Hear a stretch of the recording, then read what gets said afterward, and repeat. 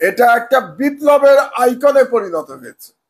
আমরা এতদিন আমাদের বক্তব্যে 2024-এর আগে বিপ্লবের কথা বলতে গিয়ে আমরা ফ্রেঞ্চ রেভলিউশনের কথা বলতাম, আমরা ইরানিয়ান রেভলিউশনের কথা বলতাম। এই আমাদের তরুণেরা পুরো ন্যারেটিভ বদলে দিয়েছে।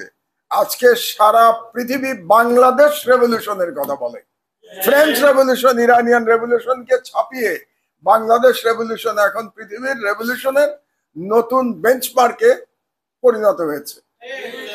এই ধরনের একটা রেভলিউশনের চেষ্টা আপনাদের নিশ্চয়ই মনে আছে যে বছর 10 আগে আরবে করার চেষ্টা করা হয়েছিল। আরব বসন্ত, যার সৃষ্টি হয়েছিল, তৈরি হয়েছিল তিউনিসিয়া থেকে এবং তারপরে সেটা ছড়িয়ে গেছিল।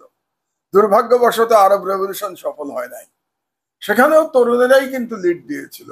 আপনাদের নিশ্চয়ই মনে আছে যে তিউনিসিয়ায় যে বিপ্লব হয়েছিল, সেই বিপ্লবে যে জীবন দিয়েছিল সে একজন তরুণ শ্রমজীবী মানুষ ছিল। তিনি একজন ফল বিক্রেতা ছিলেন। তিনি নিজের গায়ে আগুন দিয়ে আত্মাহুতি দিলেন এবং তার জন্য বিপ্লব হয়ে গেল। আর বাংলাদেশের যারা লড়াই করেছে, যারা বিপ্লবের ভ্যানগার্ড ছিল, তারাও তরুণ ছিল। প্রধানত এটা শুরু হয়েছে ছাত্রদের দিয়ে, কিন্তু তারপরে সমাজের সর্বস্তরের মানুষ এই বিপ্লবে অংশ নিয়েছে। এবং এই বিপ্লবে আমাদের না মানার কোনো সুযোগ নাই। এত তাড়াতাড়ি তো আমরা ইতিহাস ভুলে যেতে পারি না। এই বিপ্লবে অবশ্যই তরুণদের অবদান সর্বোচ্চ ছিল।